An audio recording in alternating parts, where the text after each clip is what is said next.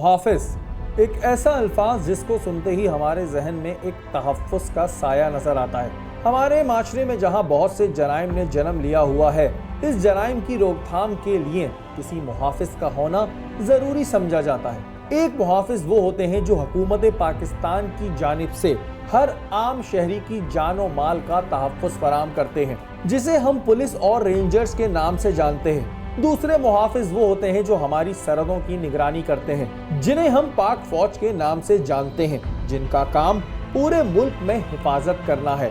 और तीसरे मुहाफिज होते हैं जिन्हें हम सिक्योरिटी गार्ड या बॉडी गार्ड के नाम से जानते हैं, जिनका काम फर्दे वाहिद की हिफाजत करने से गली मोहल्ले और घरों की हिफाजत करना है। ये वो सिक्योरिटी गार्ड होते हैं जो प्राइवेट सिक्योरिटी गार्ड कंपनियां हमें फराहम करती हैं, जिनका ये कहना होता है कि ये एक तरबियत याफ्ता सिक्योरिटी गार्ड है। आखिर सिक्योरिटी गार्ड होते कैसे हैं? बाहर मुमालिक में सिक्योरिटी गार्ड और बॉडी गार्ड का तस्वुर कुछ यूं है: लंबे कद, चौड़े जिस्म, भरपूर तरबियत याफ्ता, जिनका साथ होना ही हिफाजत की जमानत है। Bodyguard lovely Singh reporting madam. अब चलते हैं कराची में चलने वाली लातादाद सिक्योरिटी गार्ड कंपनीज की जानिब कि इनका तस्वुर आखिर क्या है। क्या कोई क्राइटेरिया है जिसकी बुनियाद पर सिक्योरिटी गार्ड को भर्ती किया जाता है? क्या सिक्योरिटी गार्ड तरबियत याफ्ता होते हैं? माजी में बहुत से सिक्योरिटी गार्ड्स ही डकैतियों में मुलव्विस पाए गए, यानी बिल्ली को ही दूध की रखवाली दी गई, और बहुत से सिक्योरिटी गार्ड्स की गफलत की वजह से जानें भी जाया हुई। लेकिन सिक्योरिटी गार्ड कंपनीज दिन ब दिन बढ़ती जा रही हैं। टीम टारगेट अपने दफ्तर में मौजूद थी कि अखबार में देखे जाने वाली एक खबर ने हमें कुछ हिला के रख दिया। एक सिक्योरिटी गार्ड ने एक मासूम बच्चे को गोली मार दी। आखिर दुश्मनी क्या थी? अखबार के अंदर के पन्नों पर जाकर जब वजह पड़ी तो पता चला कि एक बच्चा भूत का मास्क पहने सिक्योरिटी गार्ड के सामने आया और सिक्योरिटी गार्ड ने डर के गोली चला दी। इस केस की हकीकत कुछ अजीब सी मालूम होती थी। ऐसा होना नामुमकिन भी ना था, क्योंकि खौफ की हालत में इंसान कभी कभी ऐसा कदम उठा लेता है जिसे हम कमजोर दिल के अफराद कहते हैं। वहीं सवाल ये पैदा होता है कि कमजोर दिल के शख्स को सिक्योरिटी गार्ड होना चाहिए। टीम टारगेट ने फैसला किया कि इस केस का बगौर जायजा लिया जाए और हकीकत आपके सामने लाई जाए कि आखिर सिक्योरिटी गार्ड ने फायर क्यों किया। टीम टारगेट ने एक नज़र सोशल मीडिया पर भी डाली, जिसमें कुछ मिले जुले कमेंट्स थे। कुछ लोगों का कहना था कि माँ बाप अपने बच्चों पर नज़र रखें, तो कुछ का ये कहना था कि बच्चे की गलती है। लेकिन हम अभी तक इस नतीजे पर नहीं पहुंचे थे कि आखिर गलती किसकी है। टीम टारगेट ने सबसे पहले दौरा किया फिरोजाबाद पुलिस स्टेशन का, जहां हमने मुलाकात करनी चाहिए उस सिक्योरिटी गार्ड से जिसने बच्चे पर फायर किया था। ये एक मामूली सी शक्ल का दिखने वाला इंसान था। हमने इससे सवालात का सिलसिला शुरू किया कि आया उस दिन क्या हुआ था। नाज़रीन, कराची शहर में अभी एक ऐसा वाक़या पेश आया जिसने बहुत से लोगों को हिला के रख दिया। एक माँ के लख्ते जिगर को जो है वो गोली मारकर हलाक कर दिया गया। ये वाक़या कोई टारगेट किलिंग का वाक़या नहीं है। ये वाक़या कराची शहर के और वाक़या की तरह नहीं है। ये वाक़या है एक मुहाफिज़ का। मुहाफिज़ रखे जाते हैं जिन्हें हम अमूमन गार्ड कहते हैं, सिक्योरिटी गार्ड। उन्हें रखा जाता है लोगों की रखवाली के लिए। लेकिन यहाँ कुछ उल्टा ही हुआ। एक गार्ड ने एक मासूम 11 साला बच्चे को गोली मारकर जो है वो हलाक कर दिया। क्या नाम है तुम्हारा? गुलाम नबी। गुलाम नबी। किस गार्ड कंपनी में काम करते हो? जी, फ्रीडम कंपनी। फ्रीडम कंपनी जी। कहाँ से आए हो तुम? कहाँ के रहने वाले थे? उमरकोट के रहने वाले। उमरकोट के रहने वाले थे। कितने साल उम्र है तुम्हारी? मेरी 22 साल। 22 साल। मुझे ये बताओ कि तुमने क्यों मारा बच्चे को? क्या रीज़न था? हुआ क्या था उस दिन? सर ये हुआ था, जो मैं अपने ख्यालात में बैठा था ड्यूटी पे, और रात को 11 बजे का टाइम था। वो पीछे से मास्क पहन के आया था। फिर मेरे को आके बाजू में पकड़ा। मैंने जैसे पीछे देखा तो उसको मास्क पहना हुआ था। मैं बिल्कुल डर गया था, इसलिए मैंने हवाई फायर किया था। उसको इत्फाकन से लग गया। तुम अपने ख्यालों में किन ख्यालों में बैठे थे? तुम्हारा दिमाग कहाँ था? दिमाग मेरा, मैं यही सोच रहा था अभी कि घर जाऊंगा 3 महीने से, मैं घर ही नहीं गया था। मैंने बोला अभी छुट्टी करके जाऊंगा 1 तारीख को, ये सोच रहा था। पैसे भी भेजवाने थे घर पे सर, मैंने इत्तेफाकन से हो गया। मेरी दुश्मनी कोई भी दुश्मनी नहीं तो हम भी कह रहे नहीं थी। जी सर, मैंने बिल्कुल जो उस टाइम घबराहट में हुआ था, मैंने नहीं ये सोचा जो कोई बच्चा है या कौन है। इसने हमें बताया कि वो रात के वक्त वहां मौजूद था और बच्चे ने आकर इसे डराया, जिस पर खौफ की वजह से गोली चल गई। कितना टाइम हो गया तुम्हारी ट्रेनिंग वो कंपनी को ज्वाइन किए हुए? कितना टाइम हो गया तुम्हें वहाँ पे नौकरी की? 3 महीने। 3 महीने। तुम्हें ट्रेनिंग दी गई?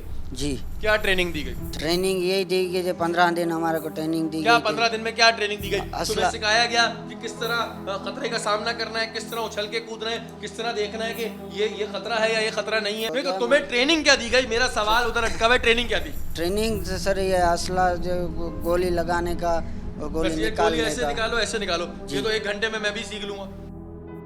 हमने इससे पूछा क्या इसने कभी ट्रेनिंग हासिल की है या इसे कभी ट्रेनिंग दी गई है, तो इस पर जवाब मिला कि इसे बंदूक में सिर्फ गोली डालना और निकालना ही सिखाया गया था।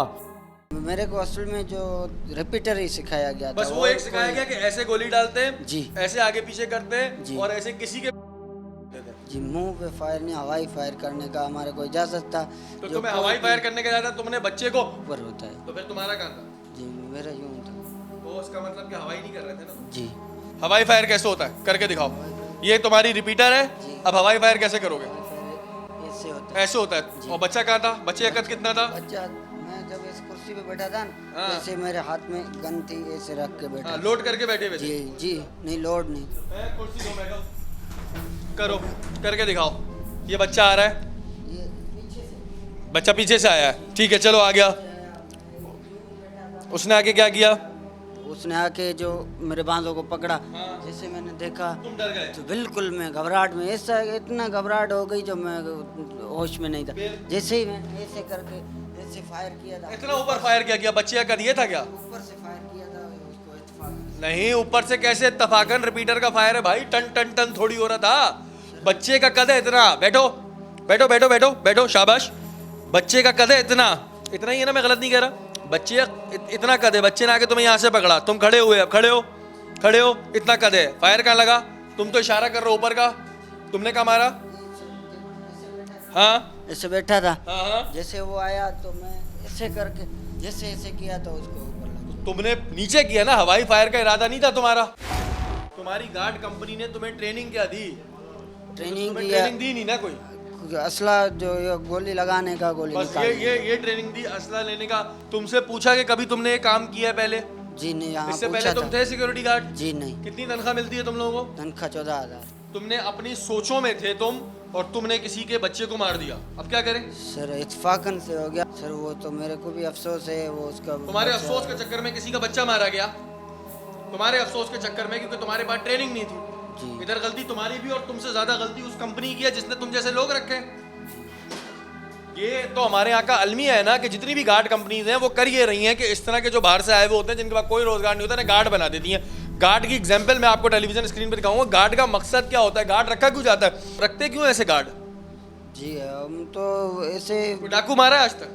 जी सर नहीं, है? नहीं सर, कोई मोबाइल चोरी होने से रोका है? जी नहीं, ऐसा कोई वाकया ही नहीं पेश आया। होता तो रोक लेता। होता तो से जो हैं? हम रोक लेता। कैसे रोकता?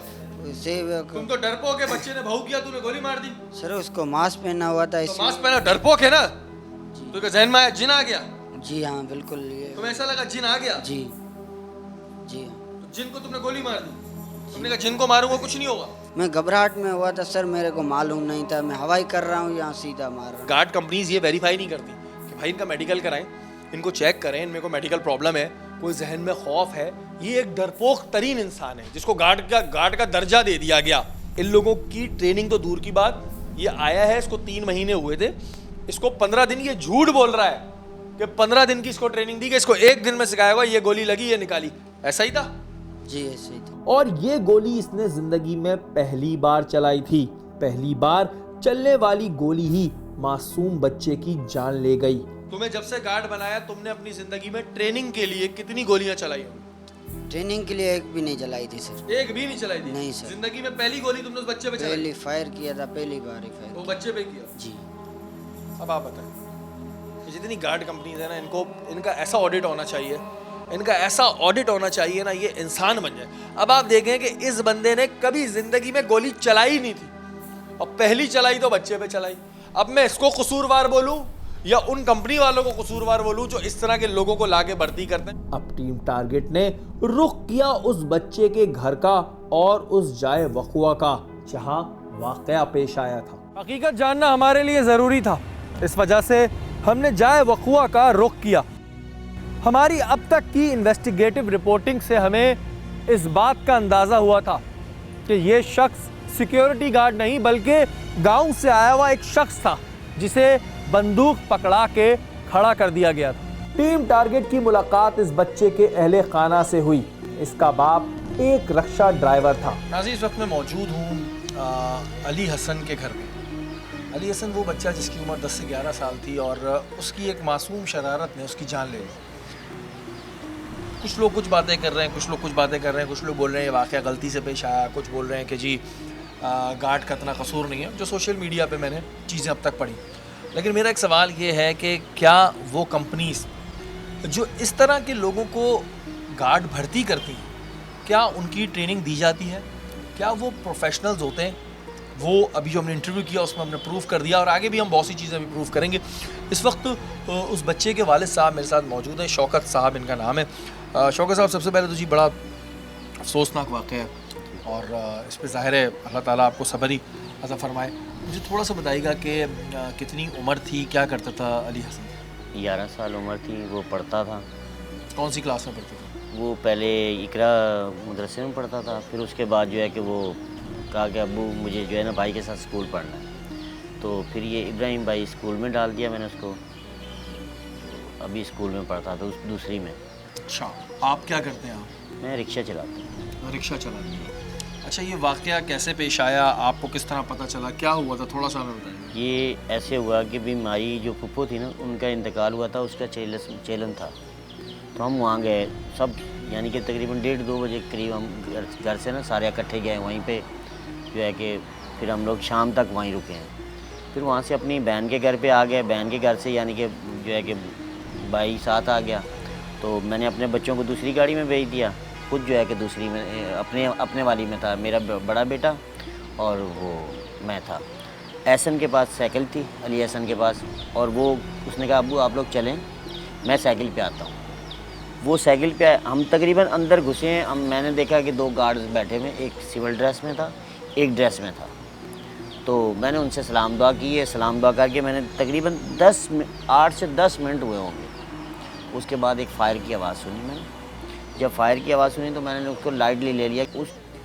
उन 8 से 10 मिनट के दरमियान हमारा दरवाज़ा ज़ोर से नॉक हुआ। मैंने अपने बड़े बेटे से कहा दरवाज़ा खोलो। उसने जाके दरवाज़ा, मैंने कहा अली एहसन आया है। मैंने यही कहा कि अली एहसन आया है।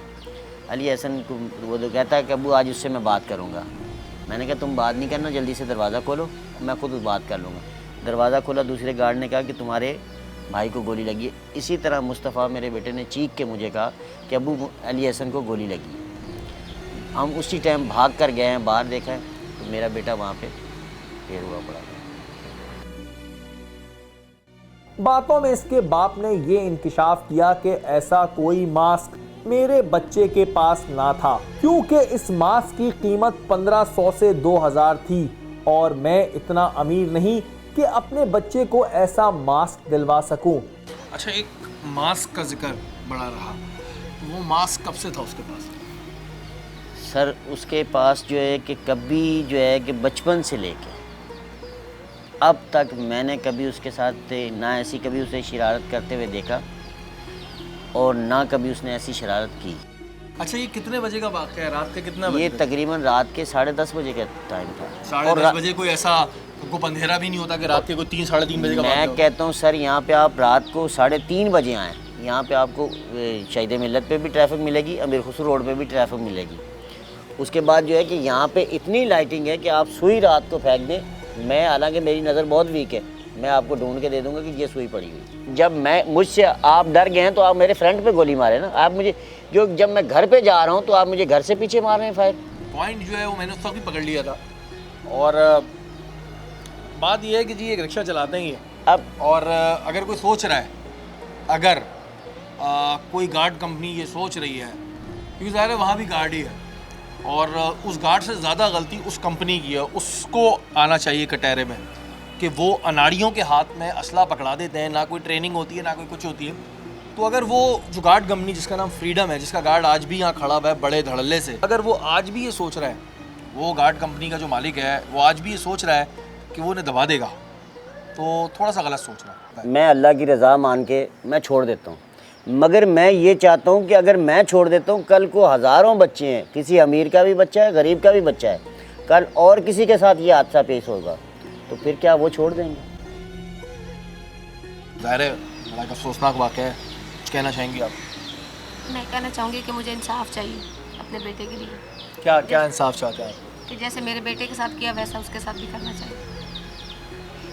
जी ठीक है जी, फैमिली को इंसाफ तो मिलना चाहिए, और हमारे मुल्क का कानून भी इतना मजबूत है कि वो इंसाफ देगा, और इंशाल्लाह इन्हें इंसाफ मिलेगा, और आगे इस तरह के वाक़यात ना हो, उसकी रोकथाम के लिए अब गवर्नमेंट को जो है वो एक्टिव होना पड़ेगा। इसकी गुर्बत का अंदाज़ा हमें बखूबी हो रहा था। कमरे मौजूद हो जिस बच्चे के, मैं दायरे गरीब से लोग हैं बेचारे, रिक्शा चलाते हैं, इतने अमीर लोग नहीं हैं, उस कमरे में ही सब सोया करते थे, वो बच्चा भी इसी कमरे में सोया करता था। मुझे याद है आज से काफ़ी सालों पहले मैंने एक और केस किया था, एयान एक बच्चा था जो फ्यूमिगेशन वाले टाइफोन कंपनी की गलती से जो है उस बच्चे को बेचारे की जान चली गई थी। वो उस वक्त वही चीज़ें मेरे जहन में आ रही हैं इस वक्त, और मैं इस वक्त उस बच्चे के कमरे में मौजूद हूँ, ज़ाहिर गरीब लोग हैं, वो सब एक ही जगह सोते हैं। ये अली हसन उसने अपना नाम लिखा हुआ है, तो मैं जब आया तो मैं समझा कि इनमें से किसी ने लिखा होगा उस बेचारे की इंतकाल के बाद, लेकिन वो उसने खुद लिखा था, उसका बैग था, उसके भी बेचारे के छोटे छोटे अरमान थे, छोटी छोटी खुशियाँ थी। हम बड़े आराम से सोचते हैं जी गरीब का बच्चा है, लेकिन तकलीफ़ तो बराबर की होती है, अमीर को या गरीब को तकलीफ़ सबकी बराबर होती है। जैसे सुकून सबका बराबर होता है ना, अमीर का भी सुकून वैसे ही होता है, गरीब का भी सुकून वैसे ही होता है, ये हम सोचते हैं, लेकिन सुकून सबका बराबर होता है, इसलिए तकलीफ़ सबकी बराबर होती है। मैं ये चीज़ गारंटी से कह सकता हूँ कि स्क्रीन के उस तरफ बैठे हुए वो लोग जिनके शायद बच्चों के साथ कभी ना कभी ये वाक़या हुआ होगा, जिनके बच्चे गए होंगे, वो उस वक्त तकलीफ़ को महसूस कर सकते हैं। खुदारा एक रिक्वेस्ट करूँगा कि इन्हें इंसाफ मिलना चाहिए।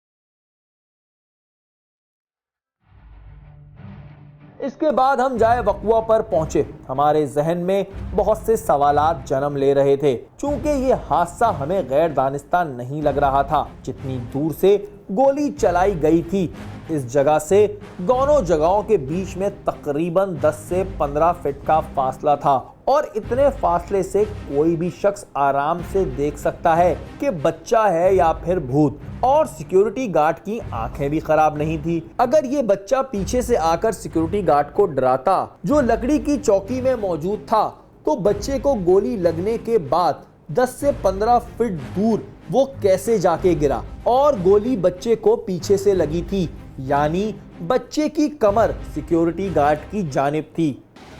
इधर लगी थी गोली बच्चे को, इधर लगी थी, हमारी कहाँ से गई थी? उस जगह से। अब आप देख सकते हैं कि जी बच्चे अंदर से डराया, इधर से गया, और बच्चा वहाँ तक भाग चुका था। सो इतने डिस्टेंस से उसने फायर मारा है, यानी कि ये चीज़ प्रूव है कि ये फौरी एक्शन नहीं था। हवाई फायर मारते तो कैसे मारते हैं हवाई फायर? हवाई फायर का एक्शन कैसा होता है? ऊपर होता है, सीधा होता है? ऊपर होता है, सीधा ऐसा होता है ना। हाँ। और जब स्ट्रेट मारते हैं किसी को, जब सीधा मारते हैं तो कैसे? सीधी ऐसे मारते हैं। तुम्हारी ट्रेनिंग हुई है? ट्रेनिंग हुई है। कहाँ हुई है? वो सदर में हुई है। क्या सिखाया तुम्हें? सिर्फ गन लोड करना और डालना? लोड करना डालना हो, जब वो करने आए, जब लड़ना आए चोर डाकू, उस पर चलाना हो, हरू पर नहीं चलाना किसी पे। घर में नहीं चलाना? नहीं। ये बता रहा है कि अंदर जाओ तुम। वो उस वक्त आप लोग हटिएगा। अब ज़रा सा आप केस को समझिएगा कि वो इधर मौजूद था, हम इसके वो दिखाएंगे।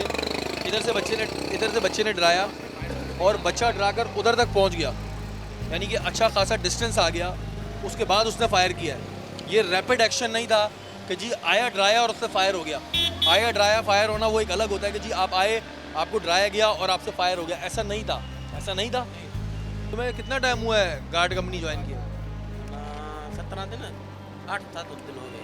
8-10 दिन। इससे पहले कहाँ थे? हमारे गाँव में शिकारपुर, वहाँ क्या करते थे? वहाँ पीस पापे की काम करते हैं, डबल पे केक है। पापे? हाँ। पापे बनाते हैं। हाँ, बेचारे मजलूम होते हैं, पापे का काम करता था, ये अभी आया था, अरे नौकरी नहीं है, कितने पैसे देते हैं? 10,000।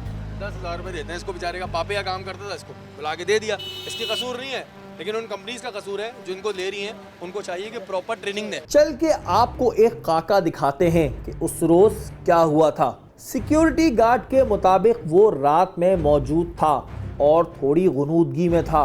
अचानक भूत का मास्क पहने एक शरारती बच्चा आया और इसने सिक्योरिटी गार्ड को डराया।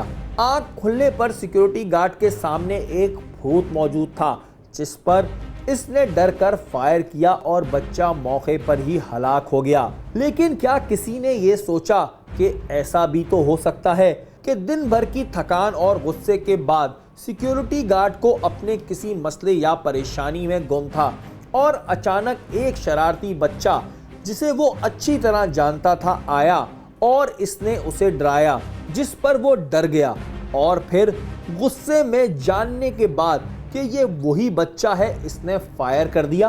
क्योंकि जिस तरह फायर हुआ था इससे ऐसा साबित हो रहा था कि ये जगह इस जगह से दूर थी, कि बच्चा वहां तक पहुंच गया था और बच्चे की पीठ का होना इस बात का सबूत था कि गोली पीछे से चलाई गई थी, यानी कि बच्चा जा रहा था। लेकिन अभी तक इस खूनी और डरावने मास की कहानी हमारी समझ से बाहर थी।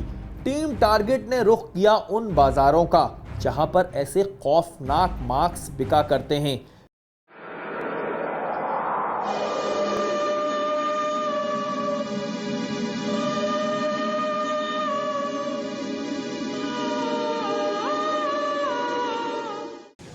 ये मार्क्स हॉरर आइटम है, गिफ्ट आइटम है, बच्चों के फ़नी आइटम है, हॉरर ट्रिम है।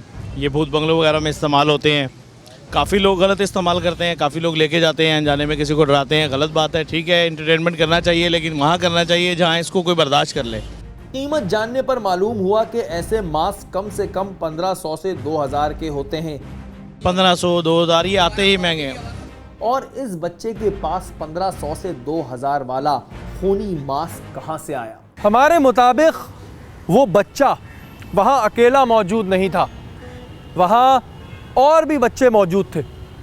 वो बच्चा एक गरीब रिक्शा ड्राइवर का बच्चा था और वहां रहने वाले बच्चों के साथ अक्सर खेला करता था।